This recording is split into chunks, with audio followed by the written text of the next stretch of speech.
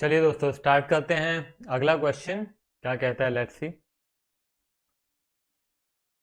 Pass journal entries in the books of Puneet Delhi for the following. पहला पहला है received an order from Karan and company for supply of goods of 50,000। तो अब याद करिए, आप पहले भी हम इस तरह का ट्रांजेक्शन देख चुके हैं। यदि हमको कोई ऑर्डर मिला है या हमने किसी को कोई ऑर्डर दिया है, इसे रिकॉर्ड नहीं करते हैं। ठीक है, तो पहले ट्रांजैक्शन के लिए आप लिखेंगे no entry is required. Clear है? हाँ, यहीं पे यदि हमको कुछ पैसे मिले होते ऑर्डर के साथ, तो उन पैसों की एंट्री हम डेफिनेटली करते, मगर उसके बावजूद भी ऑर्डर की एंट्री नहीं की जाती है कभी भी, याद रखिएगा। और काफी सारे स्टूडेंट्स यहाँ पे गलती भी करते हैं। चलिए अगला। Received an order from AK and Company for goods of rupees 1 lakh along with a check of 25,000 as advance। ठीक है, तो हम ये मान रहे हैं कि ये चेक मिला और हमने डिपॉजिट भी कर दिया है, ये मैं मान रहा हूं। आगे देखते हैं कुछ लिखा है क्या इस चेक के बारे में। आप हमेशा देख लिए लेंगे तो ज़्यादा अच्छा रहेगा।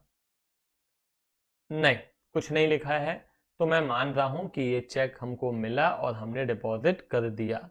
तो हम क्या लिखेंगे सेकेंड ट्रांजैक्शन के लिए? बैंक अकाउंट डेबिट किससे मिला? ए के एन कंपनी। तो आप लिख देंगे टू ए के एन कंपनी। यहाँ पे जब नरेशन आप लिखेंगे तो वहां पे आप लिख दीजिएगा कि being advance received against an order. बस, कितने का चेक मिला है हमको? 25,000 का। ठीक है, क्लियर है? कोई दिक्कत है? तो ये हो गया आपका सेकेंड ट्रांजैक्शन। चल, paid to staff 40,000 against outstanding salary. Salary नहीं है, आउटस्टैंडिंग सैलरी थी, अब उसकी पेमेंट हम कर रहे हैं। तो जब आपने आउटस्टैंडिंग सैलरी मतलब जब पिछले साल आपने सैलरी नहीं दी, ठीक है ना, तब आपने क्या रिकॉर्ड किया होगा? आपने रिकॉर्ड किया होगा जब हम सैलरी दे देते हैं तो सैलरी टू कैश, और जब देना बाकी है तो हम लिख देते हैं सैलरी टू आउटस्टैंडिंग सैलरी। बराबर है? अब ये जो आउटस्टैंडिंग सैलरी आप लिख चुके हो कि भाई देना बाकी है, अल्टीमेटली चुकाओगे ना उसको, ये आपके लिए क्या है? लायबिलिटी है। तो अब उस लायबिलिटी को चुकाने का वक्त आ गया है। अपने स्टाफ को जो आउटस्टैंडिंग बाकी सैलरी थी वो देने का वक्त आ गया है। तो हम यहाँ पे अब क्या लिखेंगे? हम लिखेंगे आउटस्टैंडिंग सैलरी, मतलब जो लायबिलिटी थी वो खत्म हो रही है, और ये दे दिया हमने कैश। कितना दे दिया? 40,000 दिया है ना? आउटस्टैंडिंग तो 60 थी, मगर हमने कितना दिया है? 40 दिया है। ठीक है ना? हमको ये ही एंट्री लिखनी है। पिछले साल जब आउटस्टैंडिंग रही होगी तब हमने क्या लिखा होगा वो मैं बता रहा हूं। ये आपको लिखना है ना? मतलब आपको लिखना, एग्जाम में अगर क्वेश्चन आएगा तो you have to write this journal entry, है ना? Getting my point? मगर पिछले साल हमने क्या लिखा होगा वो मैं आपको एक बार बता देता हूं। हमने लिखा होगा salary account debit to outstanding salary. कितना? 60,000, ऐसा हमने लिखा होगा। ठीक है ना? ये लिखना नहीं है आपको। आपको क्या लिखना है? आपको तो ये एंट्री लिखनी है। ये लिख चुके हो आप कि ये सैलरी थी 60,000, है ना, जो कि हमने दी नहीं है, देना बाकी है, जिसमें से अभी कितना दे दिया आपने? 40। अभी भी 20,000 यू हैव टू पे। Got it? क्लियर है? हम्म, चलो रब कर रहा हूं मैं यहाँ पे। आइए अब फोर्थ ट्रांजेक्शन पे। Sold goods to Bharat Kaithal. Kaithal कोई जगह होगी हरियाणा में, मैंने भी नहीं सुना है।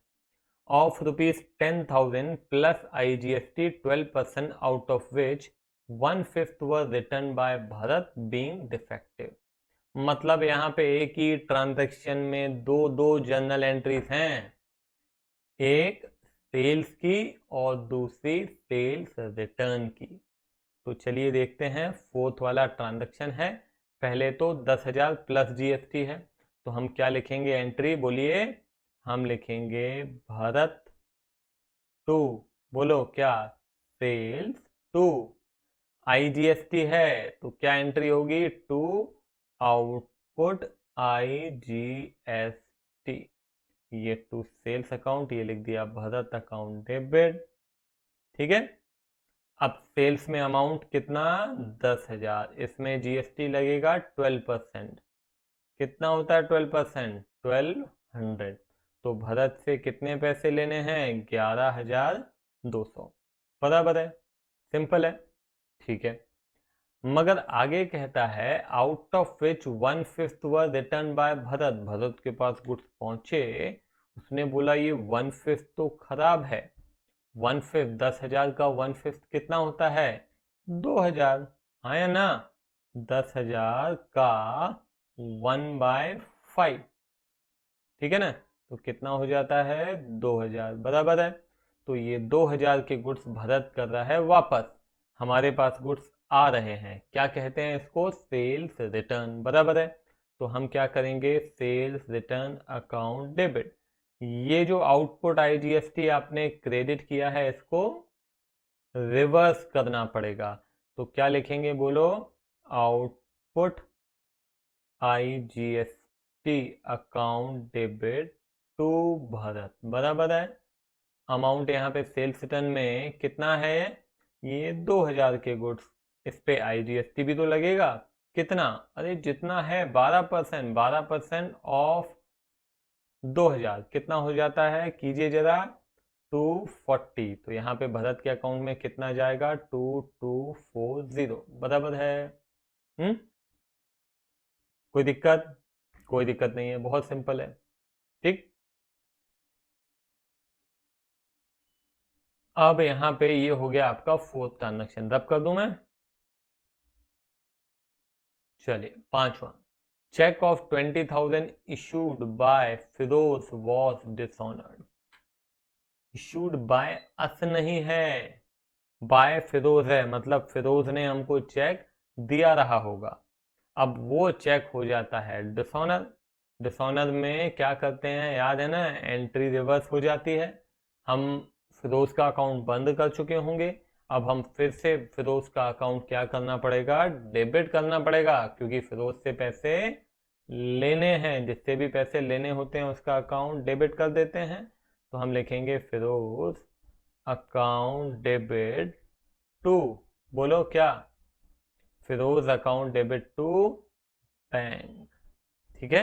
डिसऑनर की एंट्री हमने जनरल एंट्री जब सीखी थी ना, तो कई बार की थी, आपको याद होगा। ठीक है। तो हमने फिर से लिख दिया कि फिरोज से हमको 20,000 रुपए लेने हैं। चलिए ये 6 ट्रांजेक्शन क्या कह रहा है, ध्यान से देखेंगे। लिखा है रिसीव्ड 40 पैसे in a rupee from Firoz against above dues.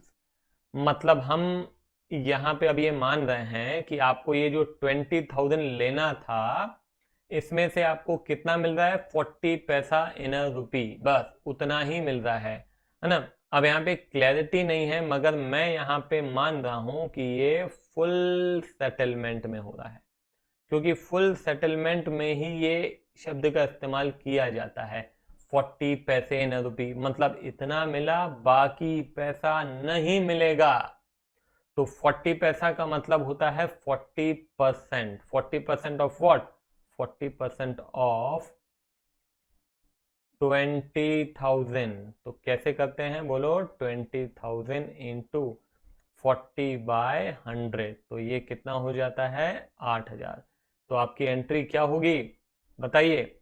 अब ये लिखा नहीं है कैश मिला है या चेक मिला है, तो हम कैश अज्यूम कर लेते हैं। Cash account debit 8,000। ठीक है। बाकी पैसे हम मान रहे हैं कि डूब गए। कितने डूब गए, 12,000।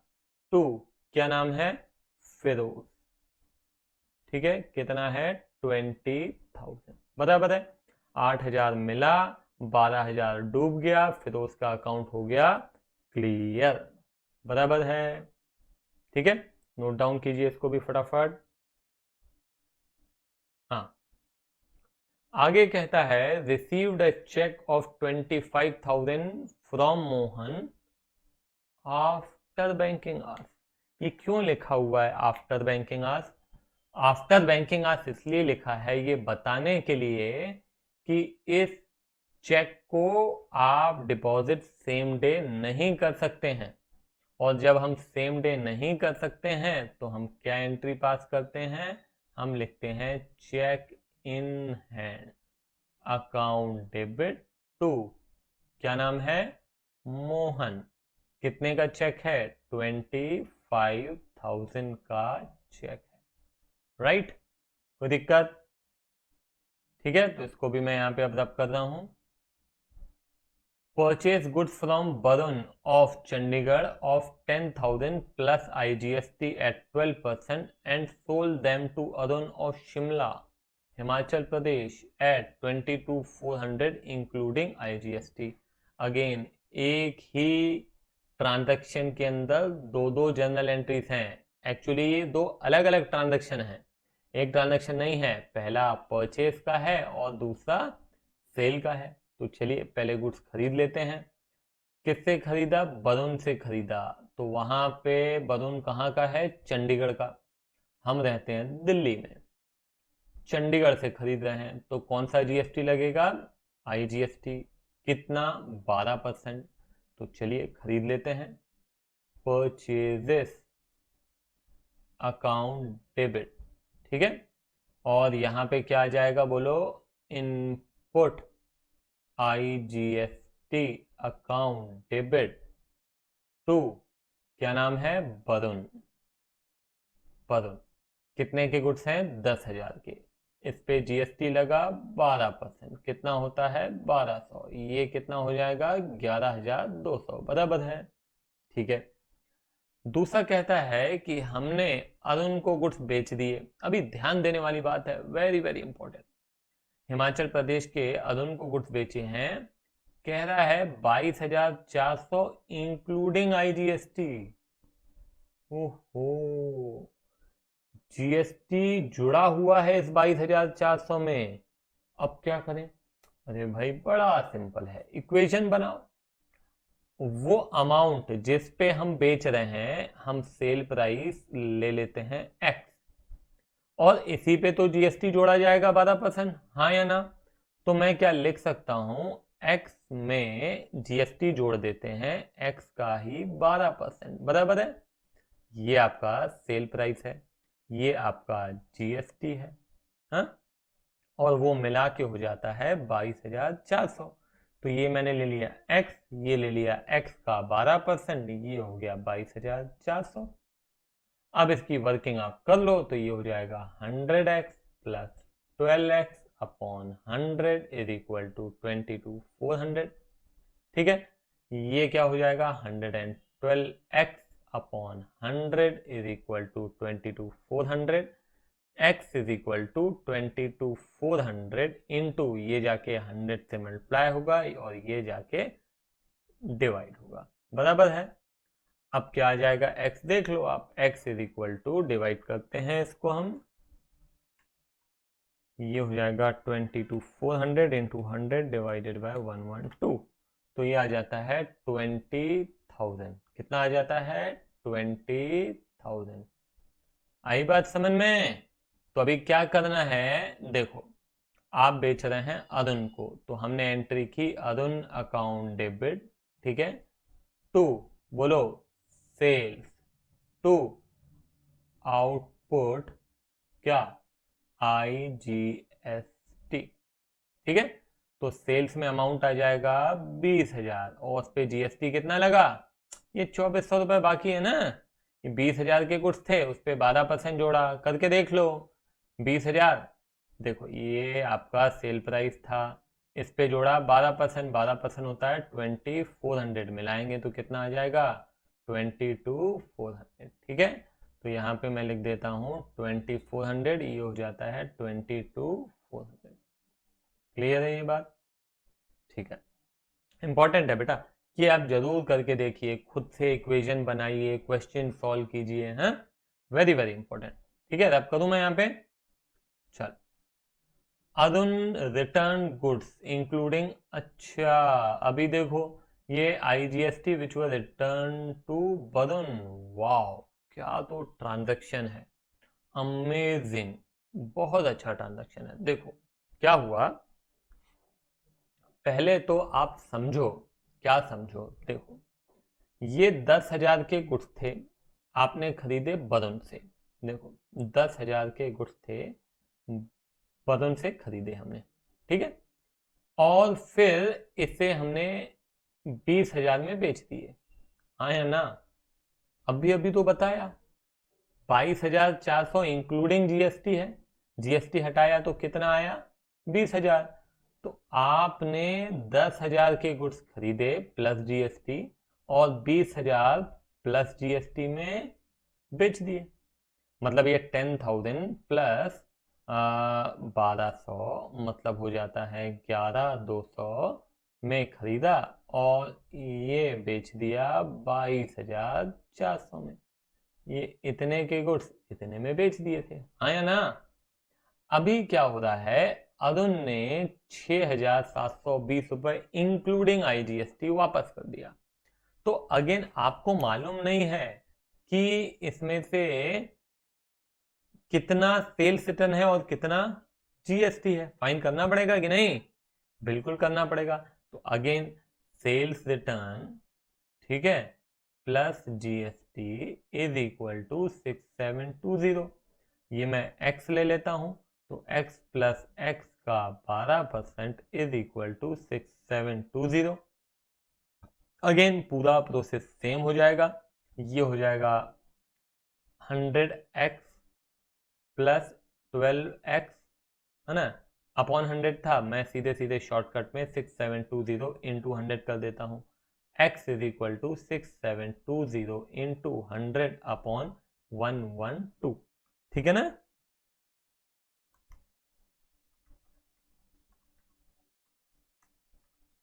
तो ये क्या हो जाता है, x इज इक्वल टू 6,000। आई बात समझ में। तो x आ गया 6,000, इसी पे जुड़ेगा GST, तो आ जाएगा 6720, करके देख लो, 6,000 प्लस GST 12%, 6,000 का 12% कैलकुलेट कीजिए, ये हो जाता है 720, तो ये हो गया 6720, बराबर है। अभी मेरे को बताओ कि सेल्स रिटर्न की एंट्री क्या होती है, सेल्स रिटर्न अकाउंट डेबिट, बोलो फिर, output IGST account debit to, क्या नाम है, अरुण, ये अरुण, ठीक है। तो ये हो जाएगा 6,000, ये हो जाएगा 720, और ये हो जाएगा 6720। क्लियर है ये बात, ठीक है। करके देखो बेटा, करके देखो, जब तक खुद से ट्राई नहीं करोगे, ये सब करना पड़ेगा आपको, आपको ये वर्किंग भी दिखानी पड़ेगी, केवल ऐसा करके आओगे तो मार्क्स आपके कट सकते हैं। तो इसीलिए आपको वर्किंग नोट में ये सारी चीजें भी देनी पड़ेंगी कि कहाँ से आया ये आउटपुट IGST 720, सेल्स रिटर्न 6,000 कहाँ से आया। इंपॉर्टेंट है, ध्यान रखिएगा, ठीक है। तो मैं इसको रब कर रहा हूं अभी, ये लो, ये मैंने कर दिया इसको, हाँ। अभी ध्यान देना, ये 6,000 के गुड्स अरुण ने हमको वापस कर दिए, हमने उसको जो दिए थे, दैट वाज सेल्स प्राइस, है ना। अभी वही हम वरुण को वापस कर रहे हैं। तो सीधी सी बात है कि हमने तो 10,000 के गुड्स 20,000 में बेचे थे, हाँ या ना, ध्यान दो, 10,000 के गुड्स हमने 20,000 में बेचे थे, मतलब हमने सीधा सीधा प्रॉफिट डबल किया और दे दिया। तो अब ये जो गुड्स आपने अरुण को 6,000 में बेचे थे, इसका कॉस्ट प्राइस क्या है, बिल्कुल आधा, है, cost price is equal to, है ना, हाफ ऑफ सेल प्राइस, है कि नहीं। तो मैं यहां पे लिख सकता हूं कि नहीं। तो ये आपका सेल प्राइस क्या था, 6,000, तो 6,000 का आधा कर दो, तो कितना हो जाता है, 3,000। मतलब अब ये 3,000 के गुड्स आप वरुण को वापस करोगे। तो परचेज रिटर्न कहलाएगा। परचेज रिटर्न की एंट्री क्या होनी चाहिए? Varun account debit to purchase return और टू इनपुट IGST, क्योंकि जो परचेज में हमने इनपुट लगाया था उसे भी क्या करना पड़ेगा? रिवर्स करना पड़ेगा। आई बात समझ में? अब यहाँ पे मैं 3000 लिखूंगा परचेज रिटर्न में और उसका 12% हो जाता है 360। ये हो जाएगा आपका कितना? 3360। समझ में आ रहा है ये कहाँ से आया 3360? बेटा बड़ा सिंपल है। आप यहाँ पे 10,000 के गुड्स 20,000 में बेच रहे थे, उसी प्रकार से ये जब 6720 के गुड्स आए हैं इसका भी कर दो आप सीधा सीधा आधा, तो ये आ जाएगा 3360। ठीक है, उसमें भी आपका 3000 परचेज रिटर्न था और 360 रुपए IGST। ठीक है, तो इस तरह से सॉल्व करना है आपको ये क्वेश्चन। थोड़ा भी कंफ्यूजन है लेक्चर को पीछे ले जाओ, फिर से देखो, मगर क्लियर जरूर करें आप। चलो,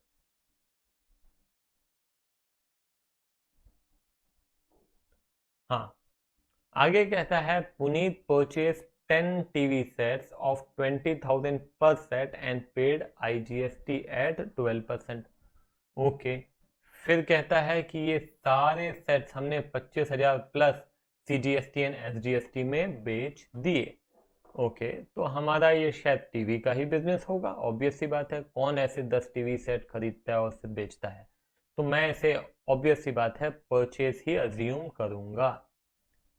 तो हम लिखेंगे परचेजेस अकाउंट डेबिटेड, ठीक, input IGST account debited to, किससे खरीद रहे हैं? ये अच्छा कुछ लिखा नहीं है तो हम कैश में खरीद रहे हैं, बराबर है। तो ये 10 टीवी सेट्स हैं तो 10 × 20,000 हो जाएगा 2 लाख। ठीक है, और 12% हो जाता है इसका 24,000, ये हो जाता है 2,24,000। बराबर है, बिल्कुल बराबर है।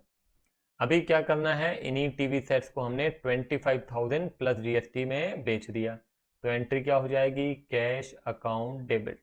ठीक है, to sales to output CGST to output SGST।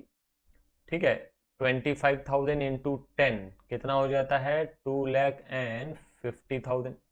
और इसी पे आपका लग जाएगा क्या? 6%। तो ये हो जाता है 15,000 CGST, 15,000 SGST, और ये हो जाता है 2,80,000। सिंपल है, ठीक है। चलो, अब इसको रब कर रहा हूं मैं। Paid insurance of 11,200 including CGST and SGST 6% each for 1 year. Okay, इसमें CGST और SGST ये 11,200 में जुड़ा हुआ है, तो इंश्योरेंस प्रीमियम हम ले लेते हैं X प्लस GST, ये कुल मिला के 11,200 होता है। ठीक है ना, तो X प्लस X का 12% ले लूँ मैं सीधा सीधा, 6% CGST एंड 6% SGST, तो ये हम ले लेते हैं 11,200। अगेन इससे पहले भी हमने किया, तो ये हो जाएगा आपका 112 X is equal to 11200 into 100, X is equal to 11200 into 100 upon 112, ये हो जाता है 10,000। तो इंश्योरेंस प्रीमियम आ गया आपका 10,000, GST आ गया 1,200, है ना, इज इक्वल टू 11,200। अब ये जो GST है 1,200, इसको दो हिस्सों में बांट दो, 600 रुपये CGST, 600 रुपये IGST। अभी क्या करना है बोलो? तो हम लिखेंगे इंश्योरेंस प्रीमियम अकाउंट डेबिट, कितना है बोलो? 10,000। फिर इनपुट, हाँ, CGST account debit input SGST account debit, कितना कितना बोलो, 600 600 टू, ये दिया है कैश 11200। ठीक है, क्लियर है? थोड़ा भी कंफ्यूजन है पीछे ले जाओ, फिर से देखो इस लेक्चर को, मगर क्लियर करेंगे आप। चलो आगे बढ़ते हैं। Sold personal car for 1 lakh and invested the amount in the firm.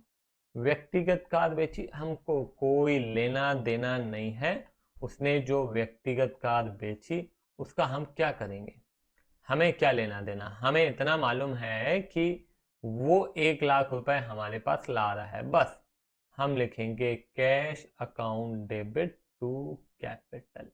हमें कोई लेना देना नहीं होता है उसके व्यक्तिगत ट्रांजैक्शन से, हमको तो केवल बिजनेस के ट्रांजैक्शन रिकॉर्ड करने हैं। ठीक है, तो cash account debited to capital. Goods costing ₹1 lakh were destroyed in fire. ओहो, ठीक है, तो फिर इंश्योरेंस कंपनी ने क्लेम एडमिट किया है। These goods were purchased within Delhi paying CGST and SGST। ओहो, तो हम यहाँ पे क्या लिखेंगे, loss by fire account debited to, बोलो क्या, परचेजेस, और टू इनपुट, रिवर्स करेंगे, याद है ना, CGST टू इनपुट SGST। ठीक है, कितने का लॉस हुआ है, 1 लाख रुपए के गुड्स, तो ये 1 लाख यहाँ पे लिखा, फिर है कितना 6%, ये लो 6000, ये लो 6000, यहाँ पे हो जाएगा 1 लाख और 12000। कोई दिक्कत, सिंपल, वेरी वेरी सिंपल, है ना, पहले भी कर चुके हैं।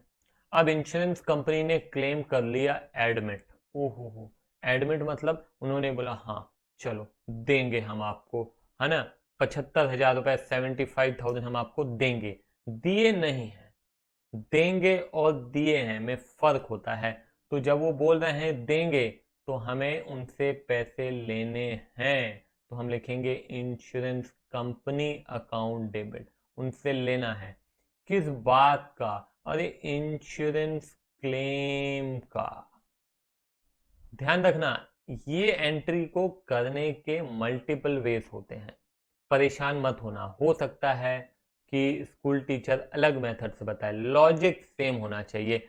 ये लॉस हुआ, ये लॉस को रिकॉर्ड किया, ये इंश्योरेंस कंपनी से लेना है, किस बात के पैसे लेने हैं, ये इंश्योरेंस क्लेम के। इंश्योरेंस क्लेम हमारी इनकम हो गई और ये हमारा नुकसान हो गया, नुकसान को डेबिट किया, ये इनकम को क्रेडिट किया, हाँ या ना। ठीक है, अब यहां पे लिखा नहीं है कि पैसे मिल गए हैं, इसलिए मिलने की एंट्री नहीं करेंगे। अगर लिखा होता तो हम लिखते bank account debited to insurance company, है ना। अभी मिला नहीं है, एडमिट किया है, इसलिए हम उसकी एंट्री नहीं कर रहे हैं। क्लियर है, बात समझ में आई है? तो चलिए, तो ये हो गए आपके 13 ट्रांजैक्शंस। अब हम आगे बढ़ते हैं और देखते हैं ये आपका 14 ट्रांजैक्शन क्या कहता है, ध्यान से देखेंगे। परचेस्ड मशीनरी फॉर 56,000, ठीक है, इंक्लूडिंग IGST ऑफ 6,000, मतलब मशीन में IGST 6,000 जुड़ा हुआ है, मतलब मशीन की कीमत हो गई 50,000, राइट, और IGST हो गया 6,000, right, and paid cartage 5,000। Cartage भी मशीनरी में ही जोड़ा जाएगा, याद है ना, कैपिटल एंड रेवेन्यू एक्सपेंडिचर में मैं आपको बता चुका हूं कि जब कभी भी कोई फिक्स एसेट खरीदते हैं तो उससे उसको वर्किंग कंडीशन में लाने से पहले जितने भी पैसे उसके ऊपर खर्च किए जाएंगे वो क्या करना पड़ेगा, उसकी कीमत में ही जोड़ा जाएगा, मतलब कैपिटलाइज किया जाएगा। तो उसी प्रकार से इंस्टॉलेशन चार्जेस भी उसी में जोड़ा जाएगा, तो ये हो जाएगा 65,000, राइट, और ये हो गया आपका IGST। तो अब क्या एंट्री होगी, मशीनरी अकाउंट डेबिट कितना 65,000, और बताइए कौन सा GST रहेगा, ये रहेगा इनपुट IGST अकाउंट डेबिटेड 6002 किससे खरीद रहे हैं, कुछ लिखा है क्या, नहीं, मतलब ये टू कैश 71,000, बराबर है, सिंपल है, ठीक है। चलो तो अब कर रहा हूं मैं इसको यहाँ पे, goods costing ₹40,000 sold to Kapil at a profit of 20% on sale. Again again again ये इंपॉर्टेंट ट्रांजेक्शन हैं। आपके पास ये 40,000 क्या दिया हुआ है, कॉस्ट प्राइस दिया हुआ है, क्या दिया हुआ है, कॉस्ट प्राइस, और बोला जा रहा है कि आप 20% प्रॉफिट जोड़ रहे हैं किस पे, सेल पे, सेल पे 20%, तो सेल प्राइस पे, अब सेल प्राइस है नहीं हमारे पास, sale price is not given, और प्रॉफिट क्या बोल रहा है, प्रॉफिट कह रहा है 20% ऑन सेल। अगेन आपको जिसका 20% निकालना है वो हमारे पास है नहीं, ऐसा अक्सर हमने देखा है ना। अभी हम इसमें भी देख रहे हैं, जीएसटी में भी हम देख रहे हैं, तो कई बार आपको अमाउंट ऐसा दिया रहता है जिसमें जीएसटी जुड़ा हुआ है, तो आपको एक ऐसे अमाउंट पे जीएसटी कैलकुलेट करना है जो कि है नहीं, तो क्या करते हैं हम वहां पे इक्वेशन बनाते हैं। तो यहाँ पे भी इक्वेशन बनाएंगे, इक्वेशन बड़ा सिंपल होता है, जो आपको अमाउंट दिया हुआ है ना उसको कीजिए एक तरफ, एक तरफ मतलब कॉस्ट प्राइस का फॉर्मूला क्या है, ये कॉस्ट प्राइस है, कॉस्ट प्राइस का फॉर्मूला है सेल प्राइस माइनस प्रॉफिट, ठीक है, is equal to cost price, बराबर है। सेल प्राइस ले लिया एक्स, एक्स माइनस एक्स का 20% is equal to cost price, that is how much, that is your 40,000, right.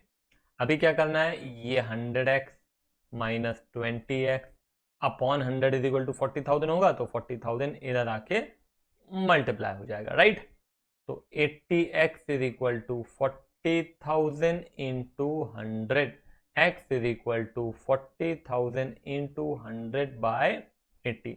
Easy calculation रहता है, इन दोनों को आपस में कोशिश किया करो, डिवाइड कर दिया करो, 25 24, ठीक है ना। तो ये हो जाएगा 10,000 इंटू 5, तो होता है क्या, 50,000, राइट।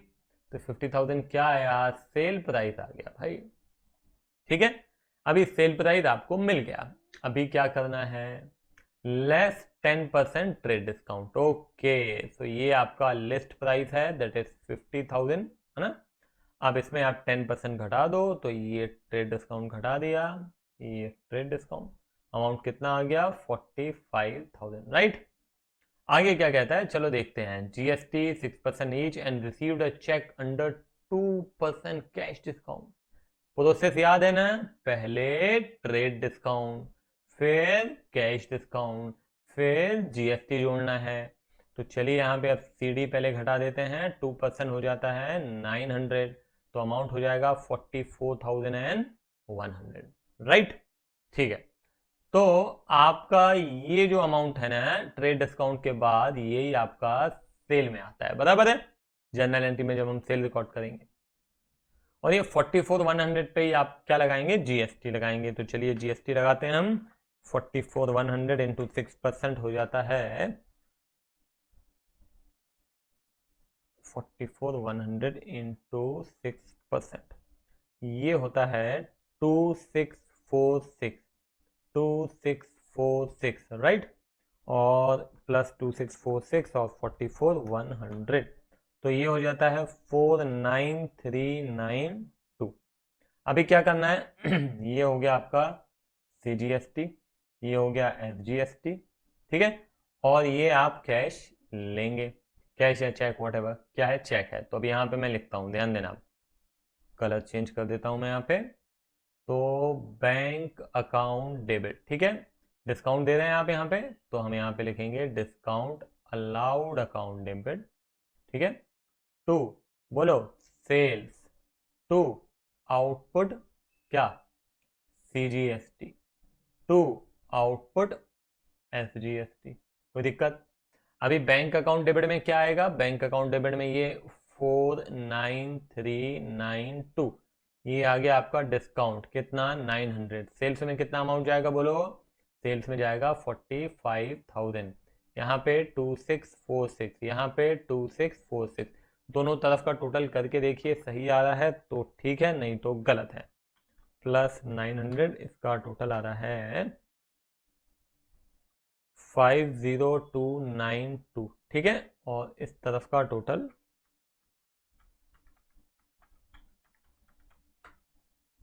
50292, राइट।